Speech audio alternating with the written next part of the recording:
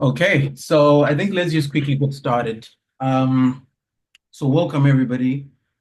For those that don't know me, my name is Nigel Ngejeka, and I think most people that are in the community do know me because I post a lot of messages and we've done a lot of sessions before. So, but for those that are there for the first time, my name is Nigel Ngejeka. I moved to the USA in 2022. I was coming here to do my master's in business analytics at George Washington University in Washington, D.C. And then after I finished my program, I started working. I worked for Deloitte in the text technology consulting space. So, a lot of the things that we've been covering, since we started the community maybe 2 years ago, was, we just focused on the USA. And, over time, we've kind of noticed that, oh, people are actually curious about Canada. So I kind of felt it important to invite someone who's in Canada, who's going to be part of this panel that we have here. His name is Leonard. I first met Leonard as we're both part of the, ambassador corps, right, for Empower Financing. And he's from Nigeria. So we're going to be bombarding him with a lot of questions. The beautiful thing is Leonard is definitely used to this because in Empower Ambassador, I do, understand that, you might have a lot of people, asking about this since you've definitely referred a lot of people. So just to quickly get started, Leonard, I'll just give you the platform to introduce yourself. Feel free to introduce yourself in any way you like. You can maybe talk about some interest, what you're doing, something like that. All right. Thank you very much, Nigel, for having me and inviting me into your community.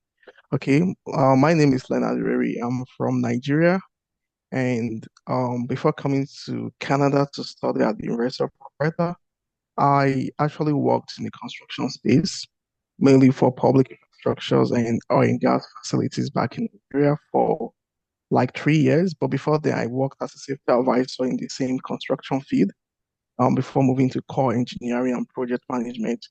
So I've got like 5+ years of experience back in Nigeria before coming to Canada. And right now I'm pursuing my master's degree, second year MSc in construction engineering and project management at the University of Alberta. It's been awesome year. We've had stories, a lot of things are changing, but trust me, there's always a way out. You know, your way around. And before we proceed, I'd like you guys to know that like whatever we're going to discuss here, the disclaimer I'm going to put here is that whatever we're going to discuss here are not expert advice or immigration advice. Like, whenever you need immigration advice, you have to contact a licensed immigration consultant or a licensed immigration lawyer.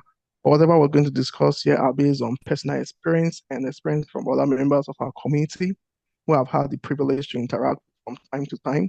Yeah, and I think it may apply to you too, based on your background. You may find one or two things useful, but never as part of, thank you. Thank you, Nigel. Perfect. Fantastic. So just to quickly get into it, I think one of the biggest questions that people have is where does the Canadian application process differ from the USA? So just to probably give a little bit of background into, maybe those that are joining for the first time. So when you're coming to the USA, you find a school that interests you. To my understanding, it's all about understanding, what career you want to get into. You find a school that meets that profile. You look into Empower Financing and you see if that school qualifies for funding from Empower. And then after you understand that, you then submit your application. And once you get admitted, you apply for a loan. That is if you have a shortfall in your scholarship. And after you do that, application for funding, the next thing that you do is you get your I-20 because you've proven that you do have the funding and the means to fund your education. So then the next thing after getting your I-20, you book your visa interview, and once approved, you fly to the USA. Then that's the process. So Leonard, maybe you can then just pitch into this because I've covered a lot on the USA side. So understanding the Canadian process and how you did it, um, you can just maybe start from the beginning. How does it work when you're starting, and then when you get to the point of being in Canada, I can then start to build upon that and ask you more questions as we go. All right, thank you, Nigel. First is for you to evaluate yourself, discover yourself, and know what you want to study.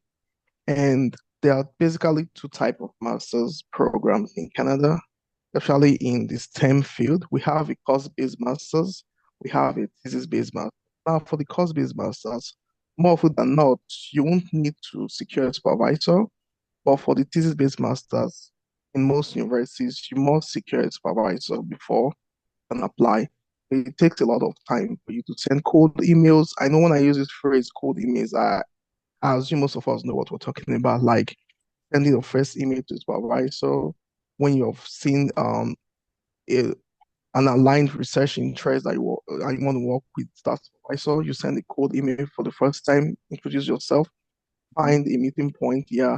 If you're able to get a favorable response, you may be scheduled for an online interview before you can apply.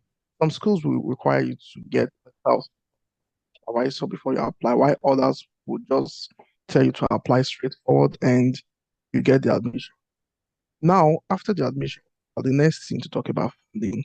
If you're able to secure supervisor, you also get some form of funding from the university or from the supervisor in the form of a teaching assistantship Yeah. or a research assistantship fellowship, whatever it is. Mhm. If there's any shortfall, they have, of course, to apply to agencies like Empower Finance or use personal finance based on your family circumstance, right? Then the major difference comes here applying for your visa. For the Canada process is pretty straightforward as you have your letter of acceptance, you have your means of financing. You don't need to send any document to the school for certification or for I-20 or whatever. You Mhm. just have to go to the Government of Canada website, which is the Immigration, Refugees and Citizenship Canada website, RCC. Mhm. Then you apply for your visa, your study visa. But I'd like to just point here that things are changing. Previously,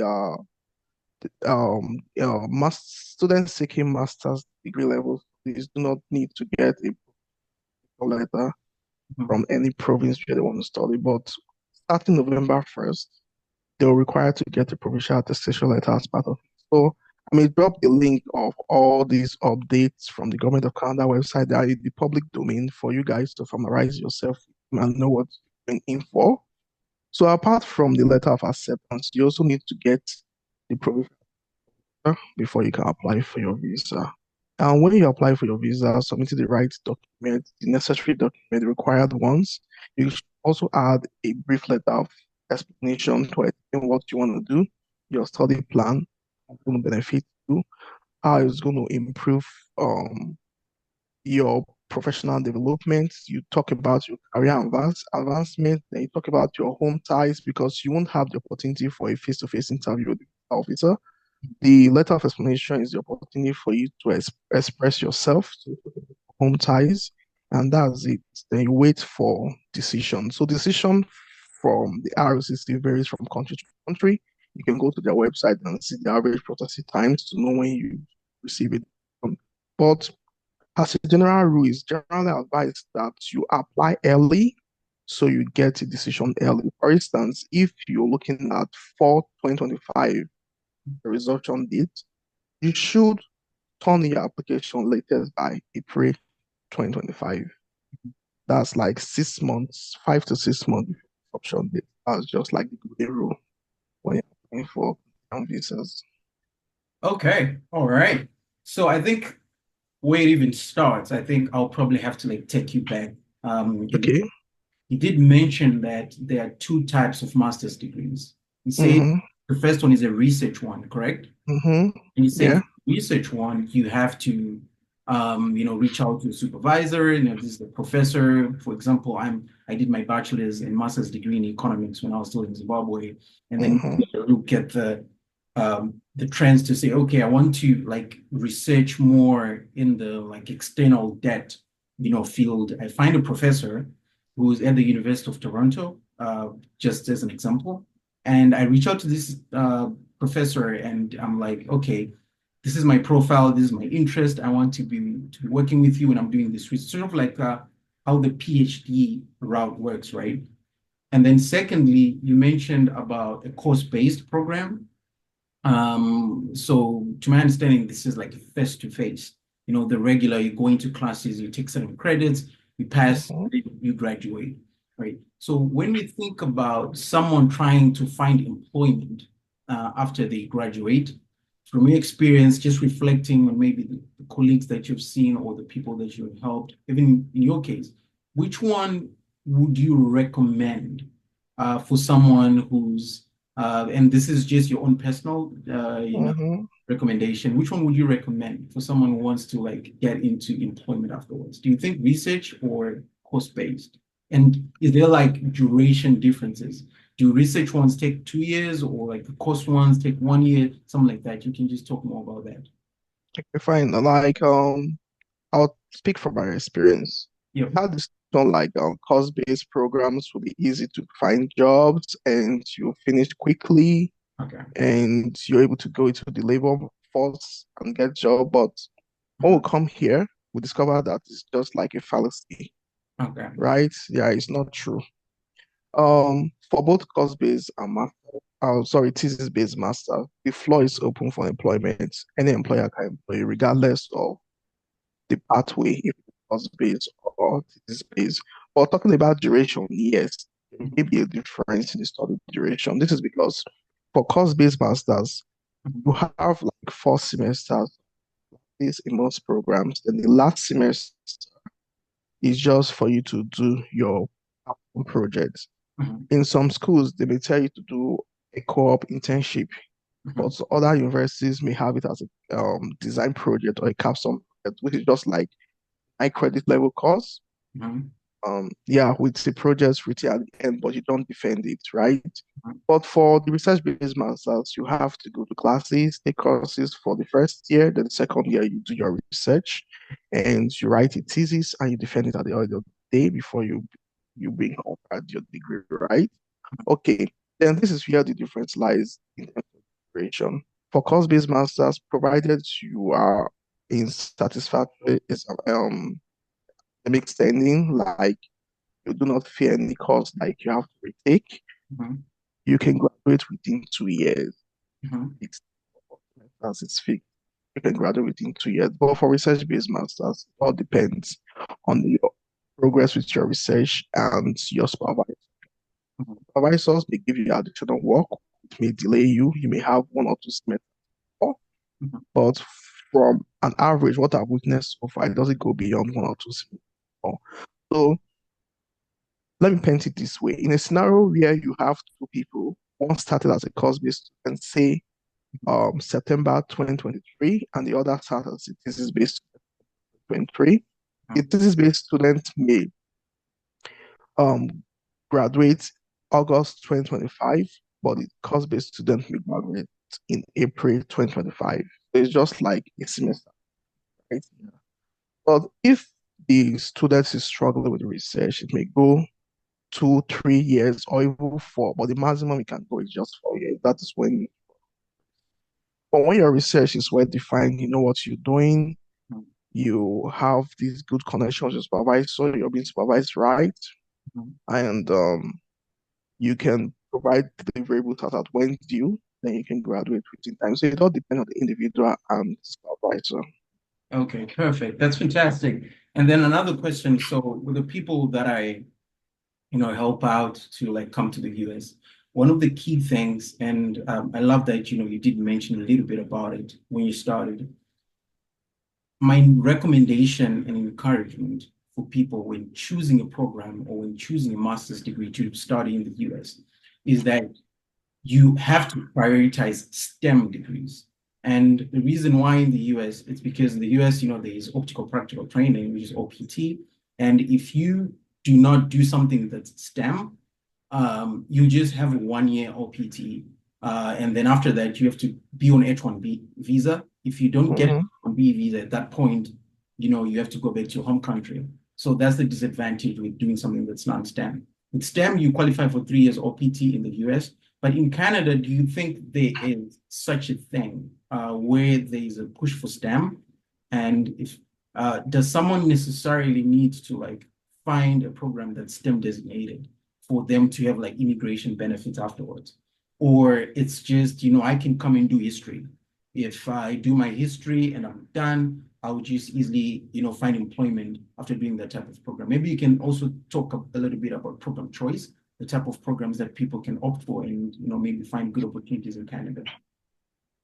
Okay, this is a very good question. It came in timely because just yesterday, which was 4th of October, the Yep. government of Canada released a very lengthy list of programs for people attending college, diploma, and college certificate programs, the programs that are eligible for post-graduation work permits after graduation, right?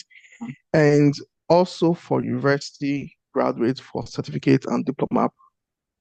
But the good thing here is that those seeking master's degree programs are still eligible for 3 years postgraduate work permit, irrespective of choice of program, right?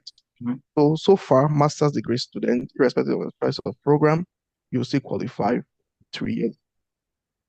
Another good thing is that in February, there was a public policy where even if you complete your master's degree in 1 year, that's less than 2 years, you still qualify for 3 years postgraduate, provided the master's degree course was undertaken in an eligible designated learning institution in Canada, and it is above 8 months in duration.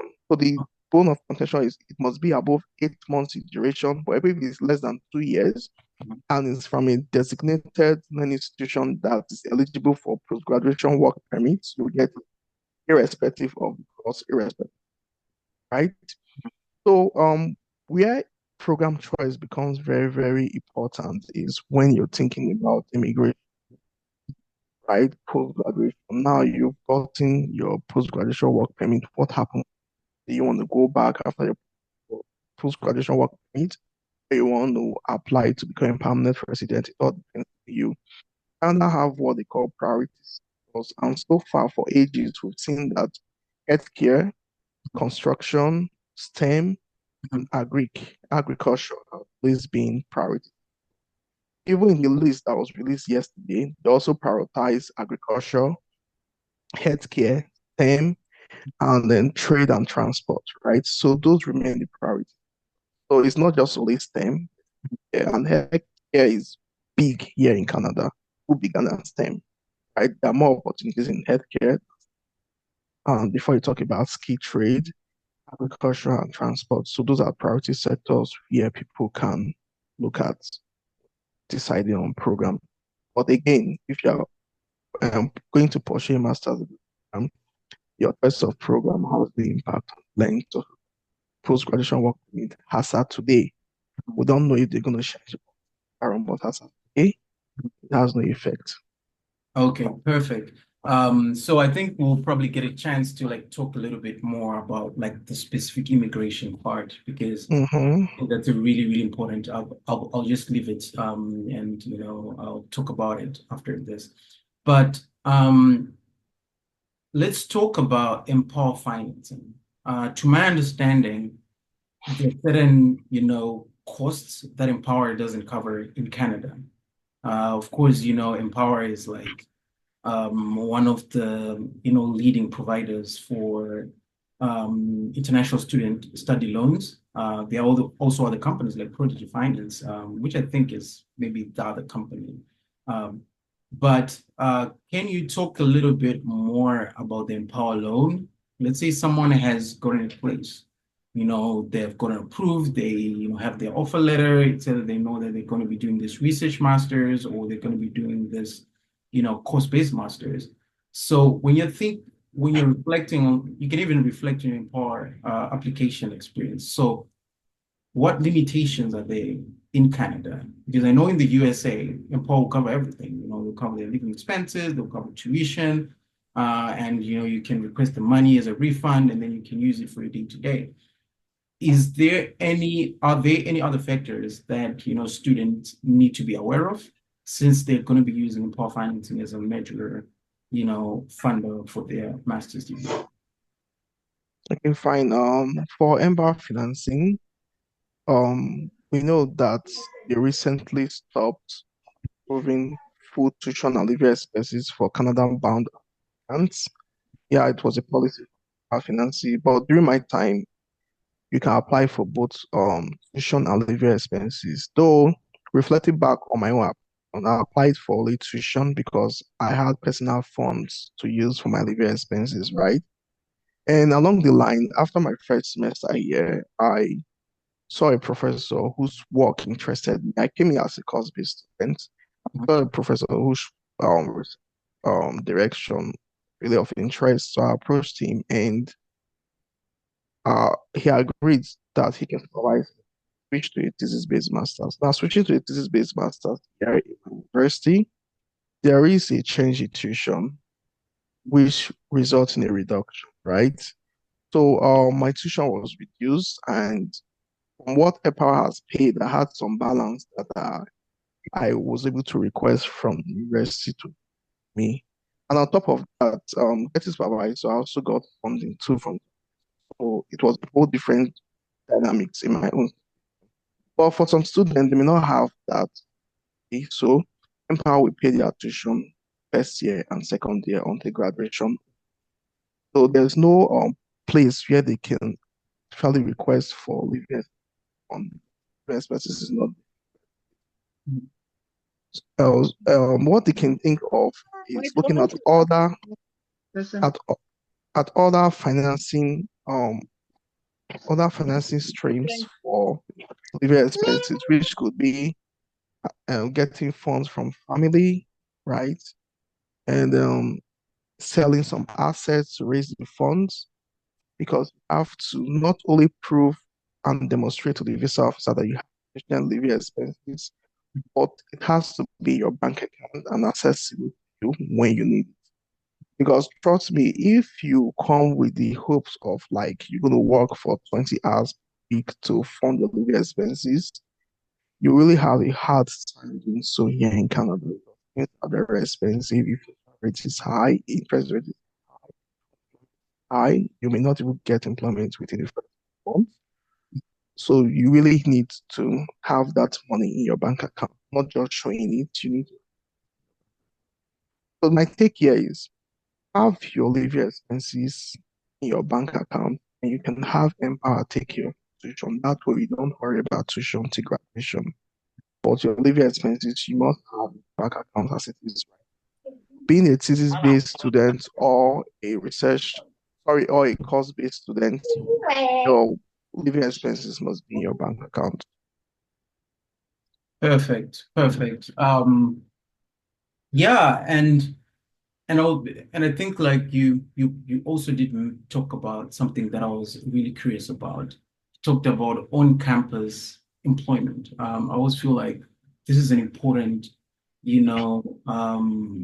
point when it comes to a student getting extra money, right? Even if Mm-hmm. you get to Empower loan, you will still need, I mean, some people have like dependents back home. They may want to like get some money and then, send it to like take care of their families. So what I'm getting is you're saying that on-campus employment can be a little bit tricky to get, and this is not something that you should like solely rely on to say, oh, I'm Yeah. in with like a few dollars, I'll manage when I'm there. So you have to be financially solid.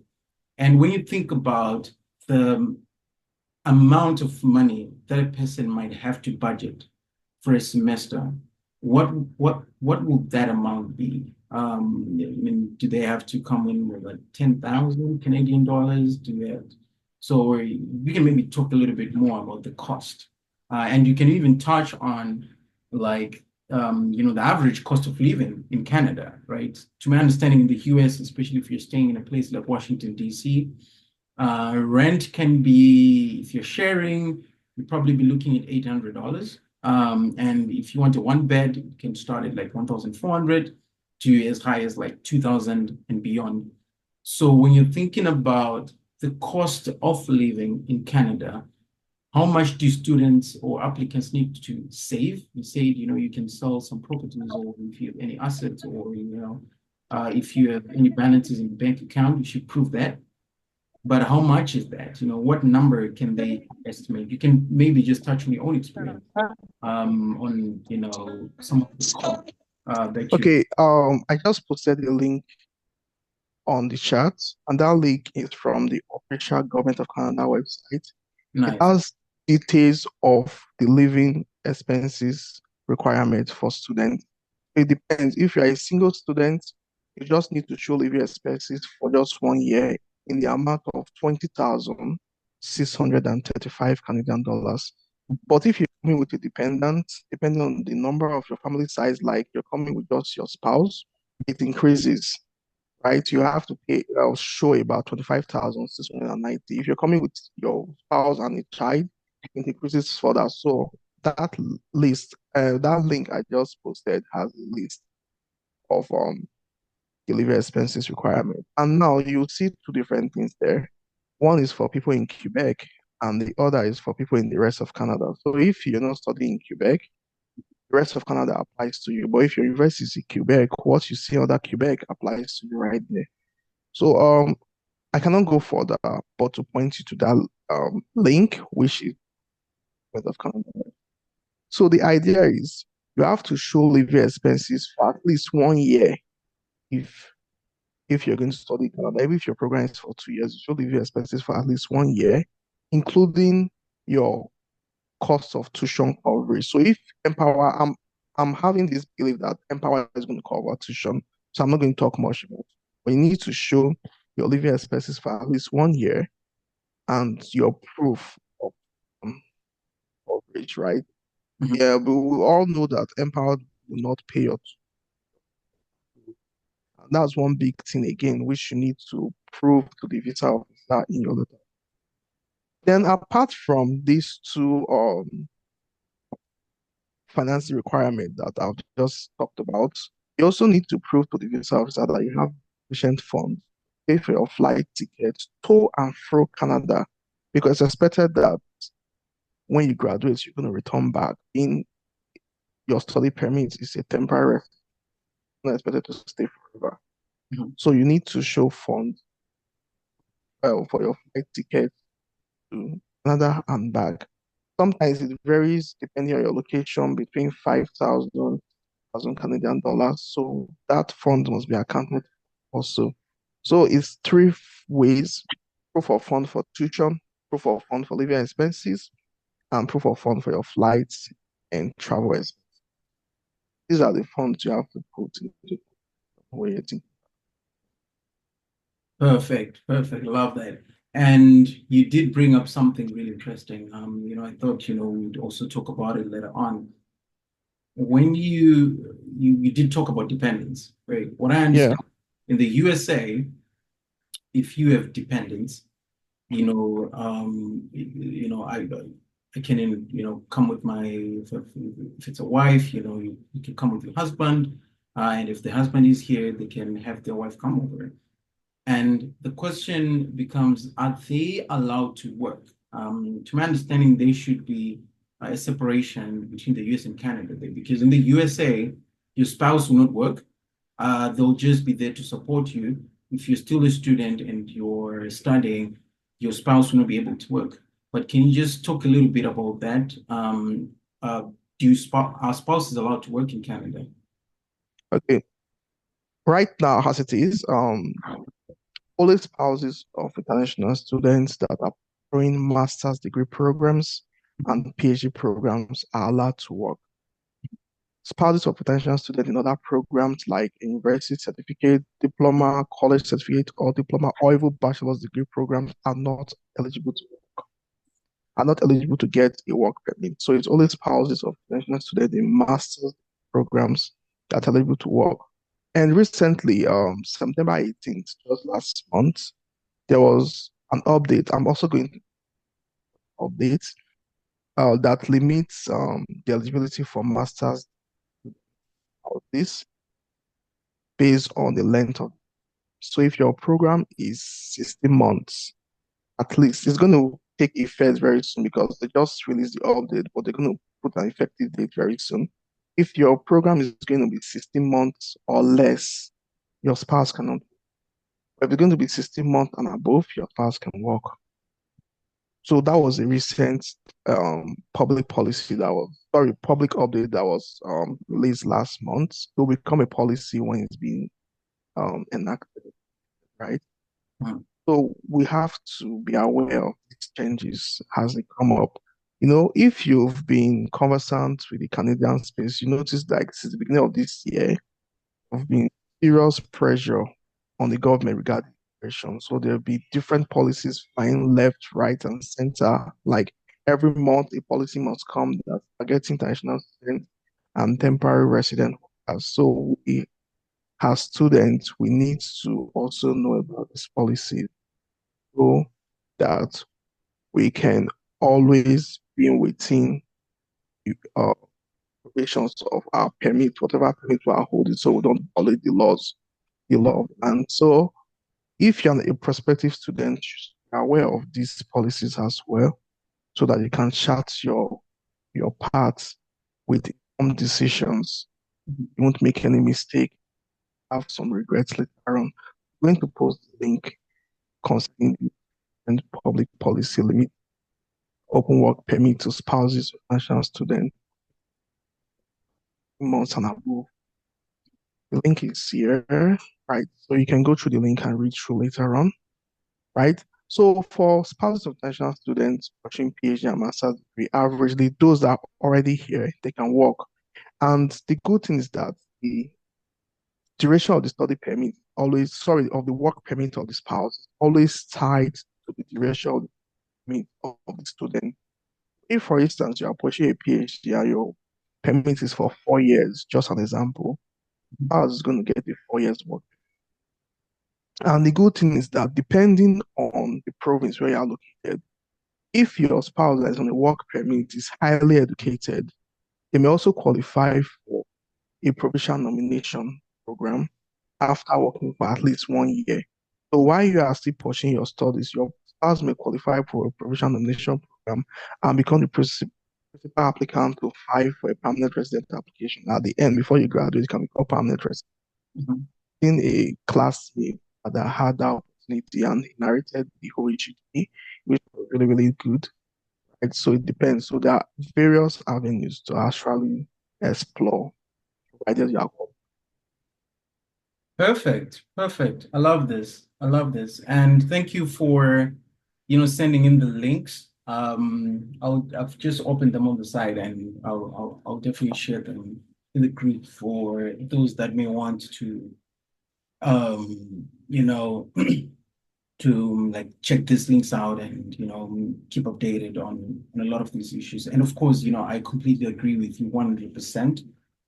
If you're in the process of applying for to study, whether in the USA or Canada, it's really, really important to be able to, keep updated, right? Especially now, like it's been shocking how much changes are being done to the immigration process in Canada. So it's really, really important for you to keep, updated, understand what's happening, so that you are better prepared to like deal with the any changes that may be happening. So just to pivot a little bit, Leonard, into the culture in Canada. When I'm talking about the USA with people that are here, I always love to, share a little bit more about things outside of the classroom. And quite interestingly, I've kind of seen, I remember, maybe last week there about people even asking about the dating culture to say, hey, I mean, if I'm dating in the USA, what's the social life like? Of course, you can then touch on not just on that. There are people that are bringing their families, people that are bringing their children. They want to take them to school, right? You can just talk a little bit about that as well, if you have anything to share surrounding that, and even safety. I do understand that these economies in these countries can be somewhat different from what we're used to. So maybe you can just talk a little bit about the cultural, non-classroom experience. And you can even talk about things that people need to consider and even think about. It can be the weather, like you say, it's always cold. Someone may just fly from Zimbabwe or Nigeria or Ghana to say, hey, I'm going to Canada, only to realize that, oh, it's always negative Mhm. 10 degrees and you're going to freeze to death, right? So what are those, what's the society like? Someone in Zimbabwe or in Africa may be thinking like, wait, what am I even getting myself into? Will I have fun? Other people can have even reservations about things like racism, right? These are things that someone can be like, no, it's I'll experience racism, so why even make the change, right? So just talk a little bit about that, and maybe I can build further questions after that. All right. Thank you very much, Niger. Talking about the culture of Canada. Canada is a nation built mainly from immigrants, right? Yeah. Immigration has been Canada core, and we have like the most diverse set of population you can think about in Canada. Like in my class, we have people from different parts of the world represented as in Canada, mostly international students. So Canada has a general welcoming culture, and if you immerse yourself in Canadian society, you tend to benefit from it. And what I mean immerse yourself means like you have to be involved in communities, right? In Canada, you don't have to be a loner. You have to be involved in communities beyond the classrooms. If there are opportunities to lead positions in school, you have to be there. You have to show up. You have to focus on community engagement as well as studies. You have to give back. You have to volunteer for causes that you like. There are a lot of organizations. All these organizations also help you in your resume when you're looking out for job by the time you volunteer. And apart from that, they also help you to build leadership experience and or whatnot. Okay. That's like when people talk about racism, I just smile and say, well, I always have this notion like if you believe that they are racist, you're gonna meet Yep. racist people, right? But if you believe like they don't exist, you're gonna see the best out of and stop taking about racism. Though we may see one or two behaviors of people that you classify as racist, but I don't let it get to me, Mhm. right? I don't let it get to me. I always look at the best, and there's no way you can know the true intent of people except you engage in conversations with them, right? So until you engage in conversations with people, then you know their true intent. You really know that maybe the perception you're having about this person is wrong all the time. Okay, so talking about that, it's always good to ask questions whenever you're in doubt. For instance, as a newcomer to Canada, you may find navigating the transportation network very, very challenging. You may miss your buses. You may enter the wrong bus and go to the wrong destination. You may be using the Google map and still get confused, but I always ask questions. They are always friendly to answer you when you get lost. I had an experience of somebody who even left what he was doing, followed me to almost half of my destination before he went back, just to tell you how good some people can be. So, always asking questions when you're in doubt. Yeah, seek directions. The police here are friendly too. There was a story of a couple who told me like they were looking for a job, they got lost in the street, they don't know where to go to. They just saw a police van. Or they could just tell the police that this is my address, I don't know where to get a destination. The police put them in their car and took them straight home. So it Wow. can be that friendly, right? Right? Yeah. It's different from what we knew back home. They're talking about the weather. Yes, Canada is very cold. Yeah. Canada is very We have in the northern part of Canada the Arctic Ocean. We have in the western part the Pacific, and we have in the eastern part the Atlantic. In the south, we're just bounded by the United States. And where I live in Canada is Edmonton. Now we're close to the mountainous part of Canada, so it's very, very cold. In cold winter days, you may see like minus 50, minus 52, minus 53, as cold as it can get. So Yeah. you have to be like there are always weather advisory, even from the university, you have to familiarize yourself with your university information. Yeah, your city should also have information too. There are different platforms you can always familiarize yourself. Also, little communities you can join, like your nationality. They may have a small WhatsApp group or a small Telegram information be passed out, and also familiarize yourself um information from those platforms. So just immerse yourself in it. You will never get stranded. Then for the weather, you have to dress in layers where it is winter. When I mean layers, you have to have your own normal clothing, get like a sweatshirt or a hoodie before your jacket. Yeah. So you have to be like in 3 layers. Sometimes the people go up to 4, but I look at it as excessive. I've done just 3 only, and I feel warm when I go out.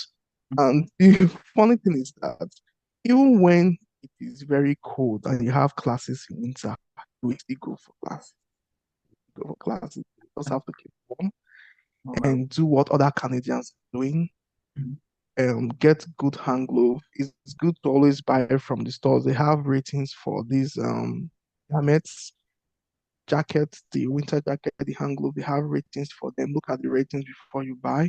Mhm. I People told me like there's no amount um caution you take in buying winter jacket from your home country that when you come to Canada, you still need the one from Canada, which is true. So even if you buy from your home country, it will just like saying you to get here, but when you get to Canada, you still need the Canadian jacket. Right? And they're readily available. Those some may be expensive, but you can get a good one. And again, yes, for students, right? There are also secondhand stores where you can get uh, um, clothing and still good quality. You can get cheaper clothing. During our orientation days, they told us about those stores. You can go there. They have days where it can be on sales at discounted prices. So if you want to manage money, you can go there and get cheaper clothing that will still protect you from the winter. So during the summer is always festivities here in Edmonton. In short, Edmonton is known to be like the festival city in Canada. A lot of festivities here in Edmonton. You never get bored. And one beautiful thing about the summer is like you see sun almost throughout the day.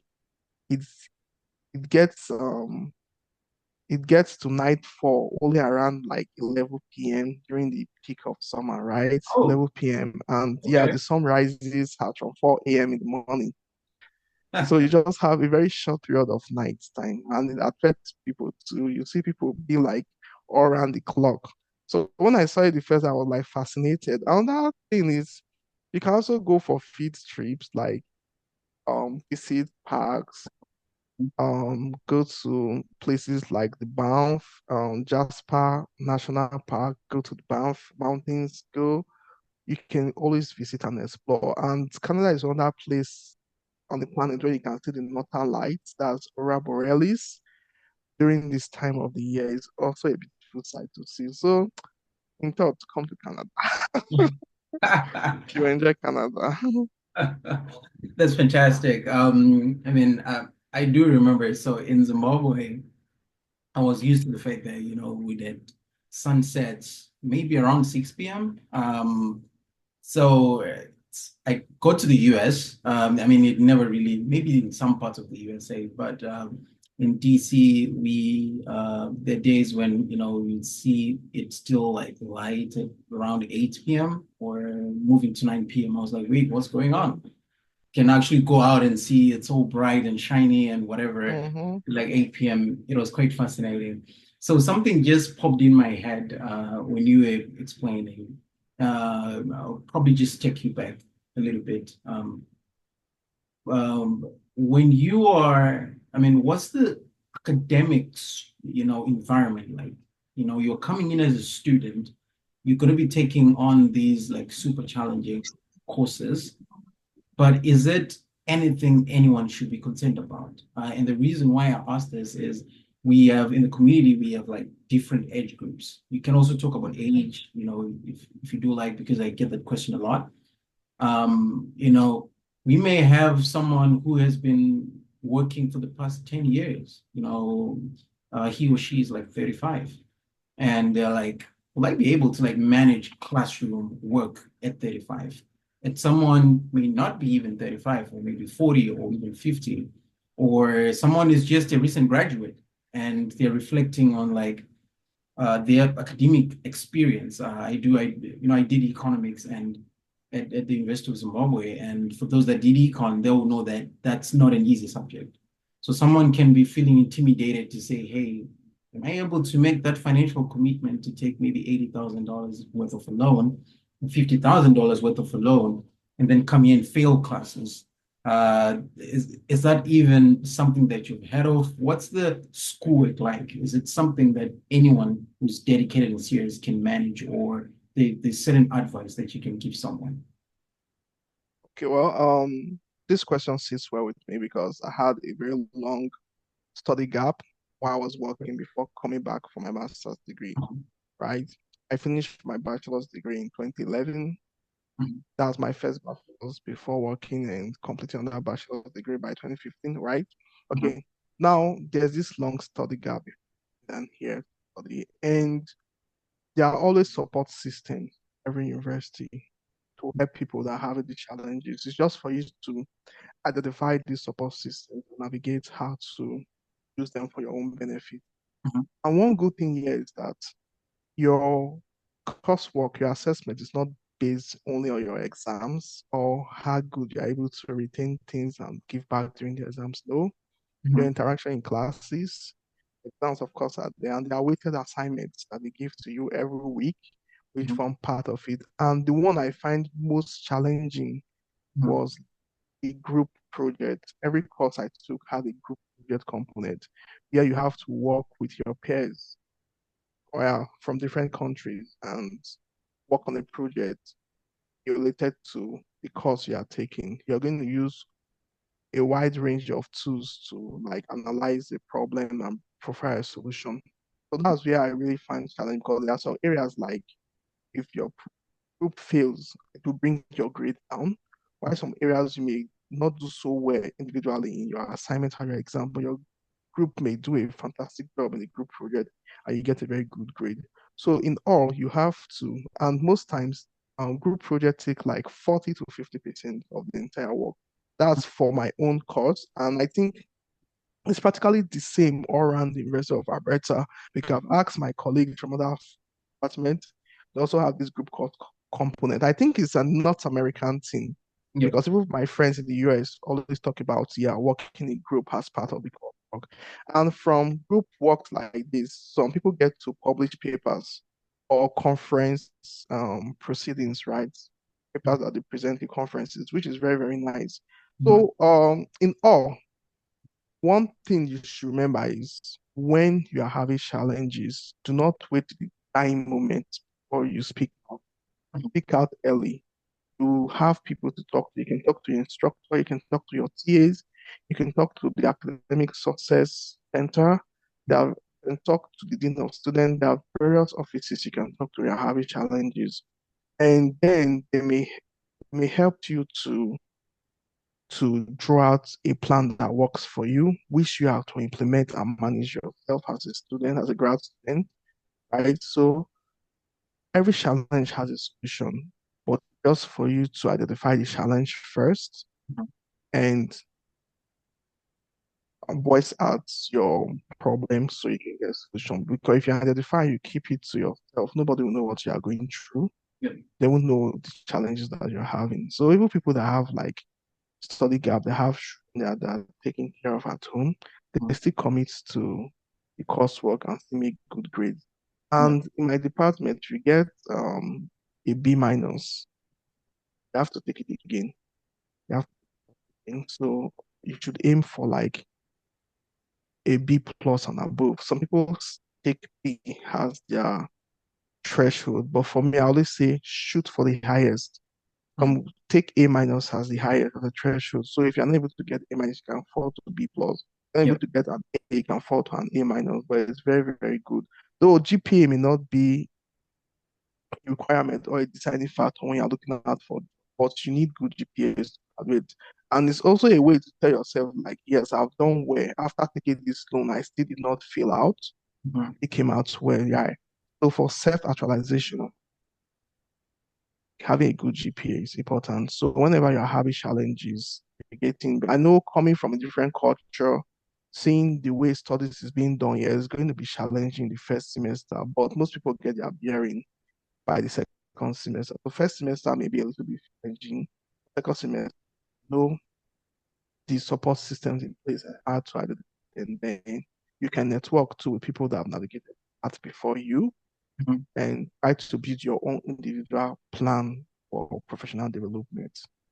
Perfect, perfect. I love this.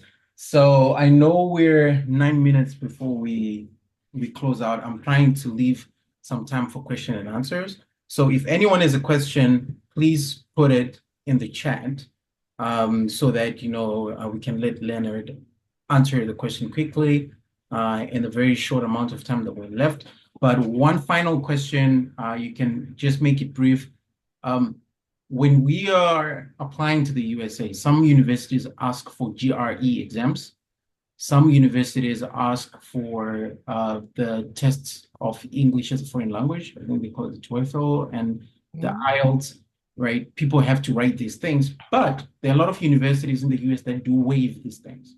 If you have a certain background, like for me, I did economics, a quantitative degree. I was able to get my waiver for the GRE. And because I came from an English-speaking country, I got waived for the English language requirement. And then even when I was applying, a lot of the universities in the US, they offer application fee waivers. So if you don't have money, you can just request for an application fee waiver.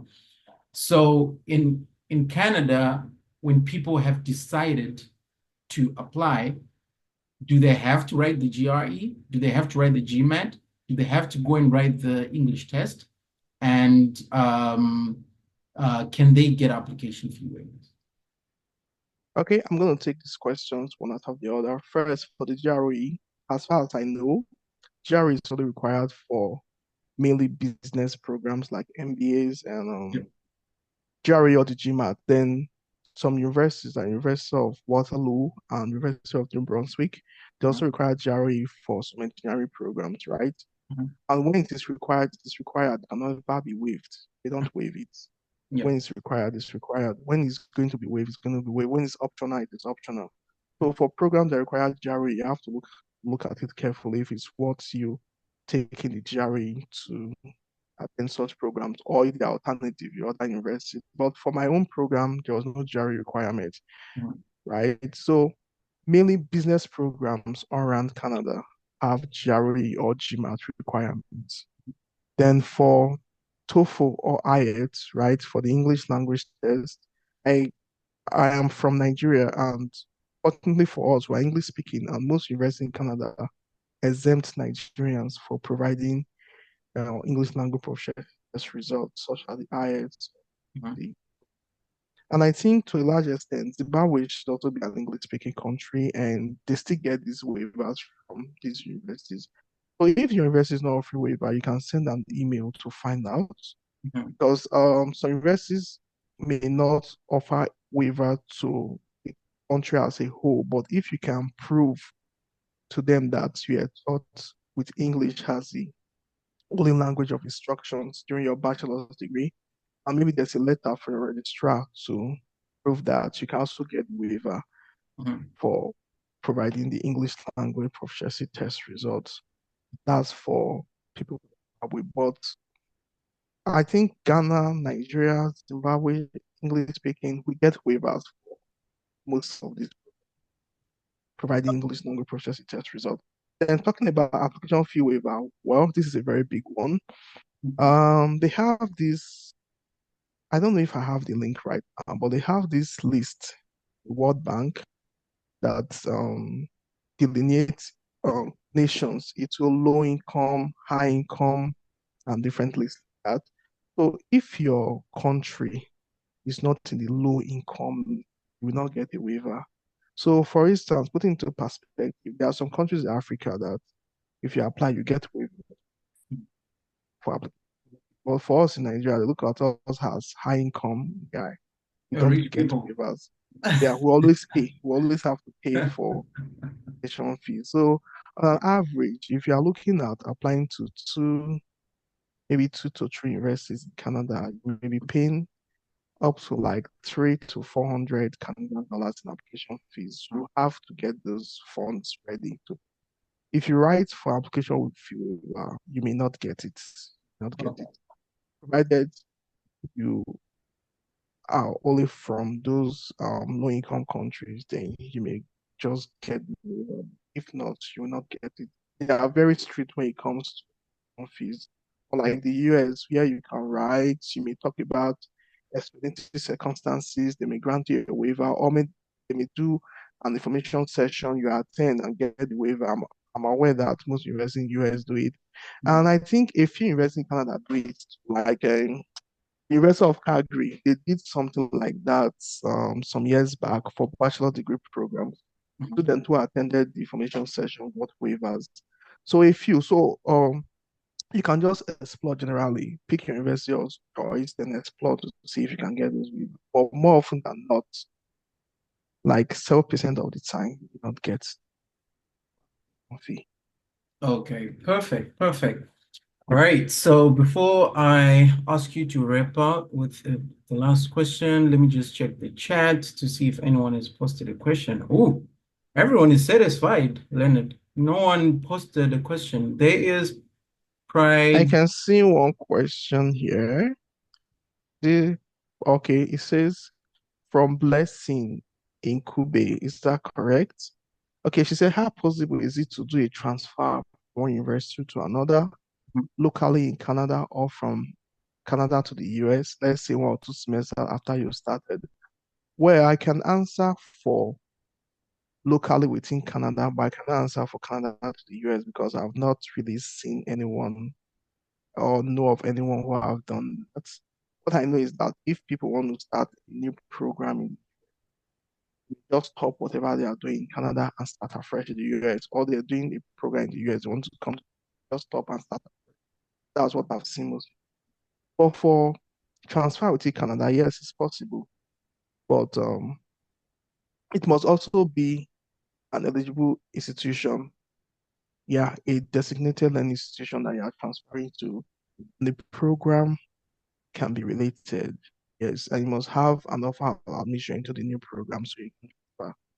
But saying for 1 or 2 semesters after you started, I think you're going to start afresh, depending on the type of transfer you have. But if the new university is actually accepting transfer credit from your previous university, they may waive some courses for you. Then you just have to do fewer courses than a regular student who's taking. You may actually get a credit waiver that you've taken. So I hope I've answered your question. And the process is getting the new offer from the university. You will also inform the ROCC that you've changed your designated learning institution so that they will know that visa that was given to you to attend University A, you are using it to attend University B. So you must always inform the ROCC. There's a procedure for informing them. If you want to, you can just do a quick Google search. You can inform them from your portal where you make information. You always let them know about any changes you make regarding your school. So I hope I've answered that question. Okay. And then another one, as we are wrapping up, I know it's I don't want to keep you a minute longer, but Okay. I know so someone has just and I think it will answer some of the questions that I'm saying. In the USA, our recommendation is you can go and look at the rankings as a starting point to know which school you want to go to, right? You start to Mm-hmm. think about, all right, where do I want to go? And then you say, okay, maybe when I graduate, I want to work for Goldman Sachs. And then you Mm-hmm. go and look and do research to see that, okay, Goldman Sachs mainly recruits from Wharton or it recruits from Chicago Booth. And so that's the recommendation that we usually give people. Go and do research into understanding the company that you work for, where do they recruit from? And then the other thing is we just usually encourage people to focus on the top 50 universities in the USA. The outcome, Mm-hmm. employment outcomes for those schools have always been really good. So if someone is to choose a university to go for, is there a list that you recommend? Is there like should they go and look for rankings? We can where can they, see, or how can they be able to determine which school to go for? Okay, in Canada, there's also a list of top universities, just like we have the Ivy League and R1 and R2 universities in the US. But in Canada, they call it U15. I'm going to post the link here. I just want to search it out. Yep. Okay. The U15 is a list of top 15 universities, public universities in Canada, from province to province that are top in research in Canada and bring out the best over time. So if you're looking at a university to go to and have value for your money, you should actually, because you're investing in yourself, it's a huge thing to take a loan to pay after some years investing in yourself. You should get the best for yourself. If you're looking at such investment, you go to the U15, and the good thing is that almost every province is represented in the U15. So you have to pick at least one university, top university from each province you're interested in. So talking about the US, people pick universities not just based on their ranking, and they also pick it based on the state where they want to be. So in Canada, you can pick the university based on the province where you want to be. One where you think you can easily, yeah, you can easily navigate the immigration process and start your pathway to become a permanent resident. You can be strategic and pick a good province that can work for you. So looking at the youth, you pick universities that you like based on their location, then you narrow it down to the courses offering and the requirement for admission. And another thing you should consider is tuition, because some universities are more expensive than others. So you can also look at the tuition and how affordable it is, the affordability of the city. So there are several factors you have to consider, not just, like I tell people, don't just look at the ranking per se, but if you want to go to university, go to a good one. Mhm. It starts from the U15, then if you can't find a university among the top 15, then you can look at other good ranking universities too. So you can do a general Google search, maybe from TME, I think, I'm sorry, Times Higher Education, THE, have a ranking of top universities in Canada. You can just search for the top 50, the top 20, the top 30, as the case may be, pick from there. But the U15 is a good place to start from when you're looking for this. Perfect. I noticed the other questions. I think I addressed them in detail in some of the recordings that we did. And you can also just post your questions in the WhatsApp group. I'll be more than happy to answer these. But since we had booked Leonard for just an hour, I don't want to operate in, we usually call it Central African time. We're like, okay, we'll do it for an hour, then we do it for 2 hours. So I think any final statements, Leonard, that you'd like to give people before Yeah, we. one thing I always tell people is you are the writer of your own story. You are the writer of your own story. You are the one who can chart your own path, not an immigration consultant or an agent or whatever. So you have to decide want, how you want it and how to go about it. And always look at the positive from stories, the positive from people that navigated that before you. Focus on the positive more than the negative. Because most people, when they see negative feedback, getting negative comments about a particular thing, they just tend to just drop every idea they have and just go back. But there's always a way out of every situation. So you should focus yourself more on the positive than the negative. Then applying for your visa, let every information you submit be true and honest. It goes beyond just merely your study visa. It goes beyond just your study visa. After study, you may want to apply for a post-graduation work permit. After post-graduation work permit, you may want to apply to become a permanent resident. After permanent resident, you may want to apply to become a citizen too. always have your record at any point in time. Whatever you submit during your time as a student will Mhm. remain there. It's not going to change. They have that with every time. So if you are someone who is not honest with information, you change information every now and then, you will be caught at the end of the day. So I cannot overemphasize the importance of providing true and honest information. Even even your bank statement, everything you're submitting must be true and honest, right? If there's a document that have to be verified, they have to be a good process in verifying them, of which you will not need to worry, even if the immigration officer is going to do any background check on you. You don't have to worry. But when people go the shady ways to get things done, they always panic at every point in time. So having true and honest information in your immigration path is good for you. It will help you along every path you're going to chart, and it will also help you when you start to raise a family in a new country. It's going to also help you. And one final thing is when you are in doubt, question. When you're in doubt, Government of Canada website is always there. Every information you need is there. They also have dedicated Facebook channel where they answer people questions, not specific questions, general questions. You can always ask the Government of Canada general questions, but not specific ones. You don't have to talk about your particular um, answer.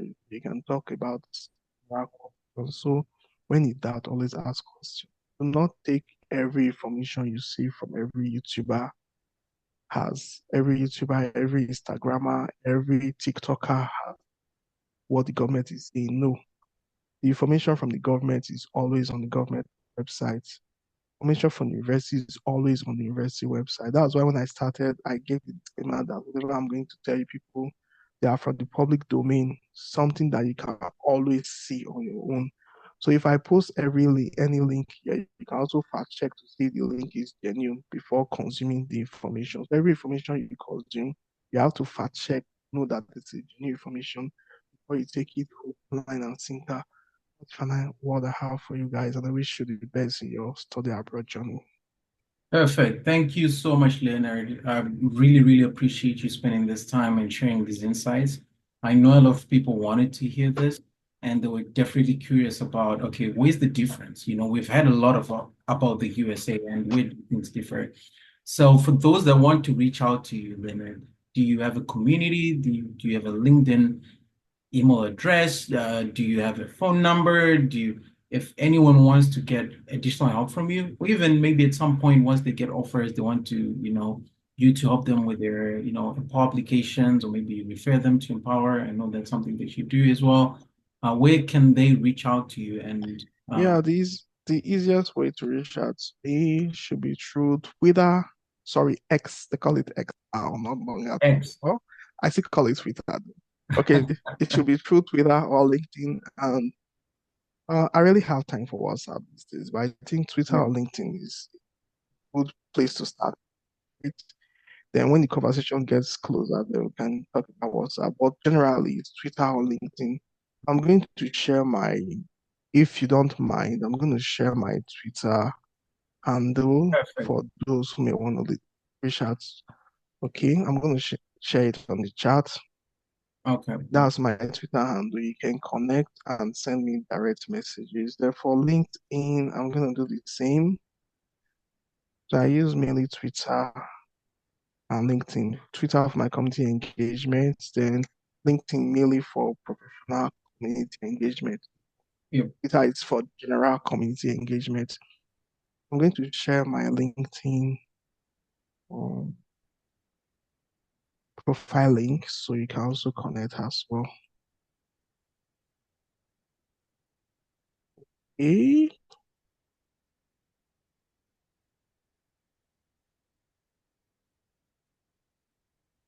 Okay. So I think as you're sharing this, All right. That's for my LinkedIn and for Twitter. Next. Perfect. Wait, I haven't.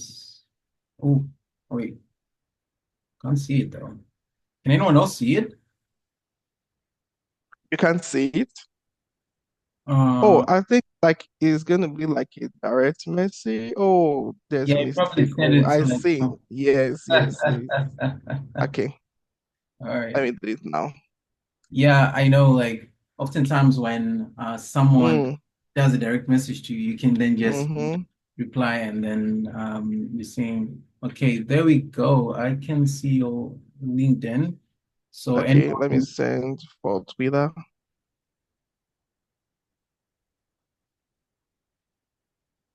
All right. I hope everyone can see it now. I've shared yeah, the link I can for see it. LinkedIn and Twitter. I can see it. All right, perfect. Oh, my Um, apologies for those who may have specific questions that we didn't have time to answer. But Nigel, anytime you can forward questions to me, I can answer and forward back so you can share with your community.